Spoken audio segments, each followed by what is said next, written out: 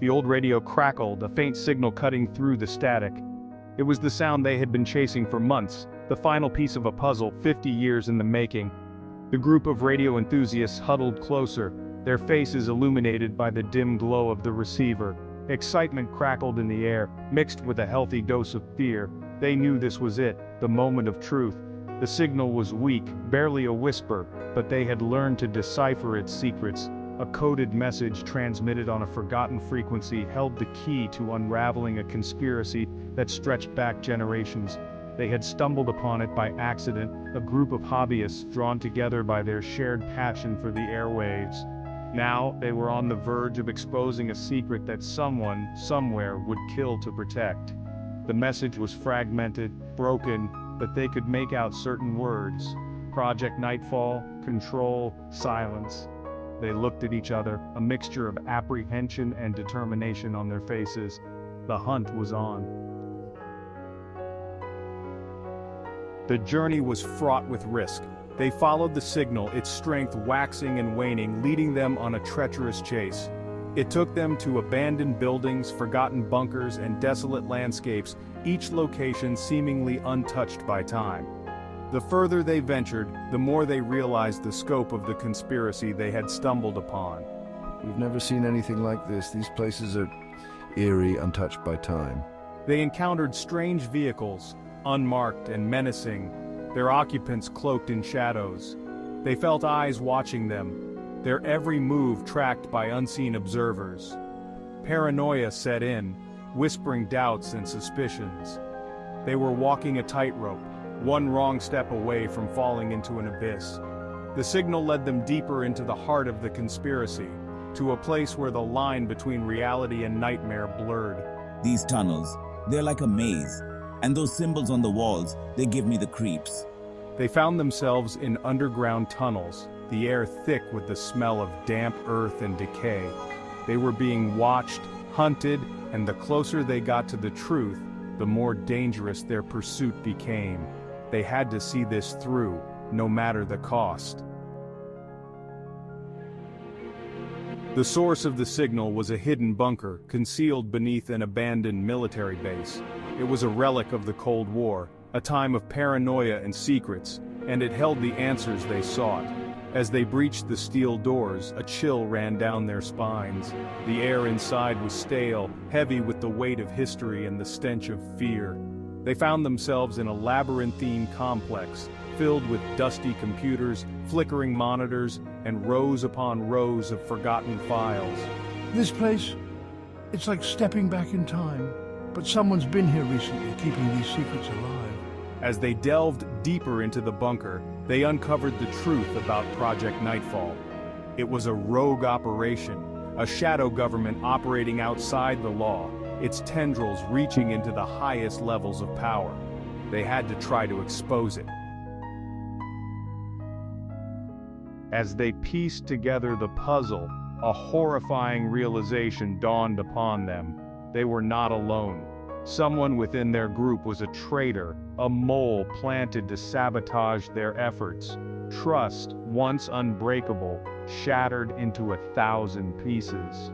We've been betrayed. Someone here is working against us. The traitor struck at the worst possible moment. Just as they were about to transmit the evidence to the outside world, a struggle ensued. Gunfire erupted, echoing through the confined space. Sarah, no, get down. One of their own, a young woman named Sarah, threw herself into the line of fire. Her sacrifice bought them precious seconds, a chance to escape with the truth. They had the evidence, but at a terrible cost. The weight of Sarah's sacrifice pressed down on them, a constant reminder of the stakes. They were on the run, their faces plastered across wanted posters, their names vilified by the media controlled by the very people we were trying to expose. They had become enemies of the state, their lives forever changed. We moved from safe house to safe house, always looking over our shoulders, never staying in one place for too long. The world outside had become a dangerous place, filled with shadows and whispers.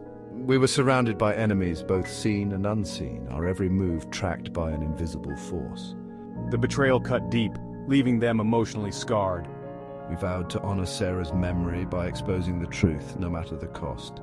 They knew the risks, but they were determined to finish what they started. With time running out and the authorities closing in, they decided to make a desperate gamble.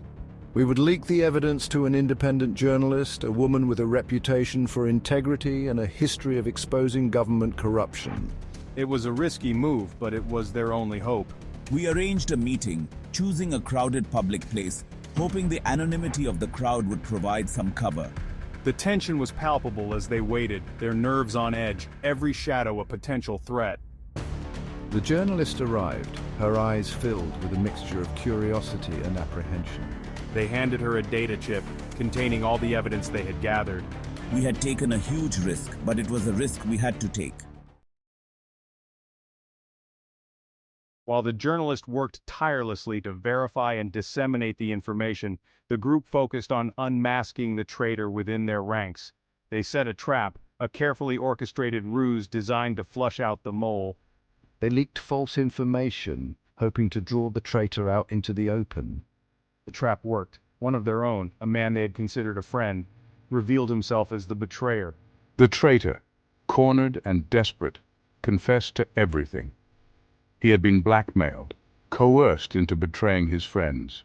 The confrontation was bitter, filled with recriminations and accusations. They had been betrayed by one of their own, and the wound cut deep. But amidst the anger and pain, there was a sense of relief. The journalist, working tirelessly, managed to piece together the story, corroborating the evidence with her own sources. She faced threats, intimidation, attempts to silence her, but she refused to be cowed. Her exposé sent shockwaves through the world. People were outraged, horrified by the revelations of government overreach and corruption. Protests erupted, demanding accountability, demanding justice. The shadow government, exposed to the light of day, found itself on the defensive. They launched a smear campaign, painting her as a conspiracy theorist, a dangerous radical. The group, watching the unfolding events from the shadows, knew they had to act. They had to find a way to help the journalist, to protect her from the forces arrayed against her. The group, risking everything, managed to get in contact with the journalist. They provided her with additional evidence, corroborating her story, strengthening her case. They knew they couldn't do it alone, that they needed to rally others to their cause. They reached out to other journalists, whistleblowers, anyone who had been touched by the shadow government's machinations. Slowly, they built a network of resistance, a united front against the forces of darkness. They used their knowledge of technology, their understanding of the airwaves to fight back. The truth, once hidden in the shadows, began to spread like wildfire. Social media became a battleground, a place where the people could make their voices heard. The legacy of the forgotten signal lived on, a testament to the power of truth. The fight for truth and justice was long and arduous, but in the end, the forces of darkness were vanquished. The shadow government, exposed and discredited, crumbled from within.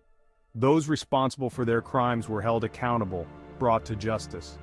The world breathed a collective sigh of relief, but the victory was bittersweet. They had won, but at a terrible cost. Sarah was gone, her sacrifice forever etched in their hearts. They emerged from the shadows, hailed as heroes, their faces gracing the covers of magazines, their story told and retold. The forgotten signal had served its purpose, its message delivered.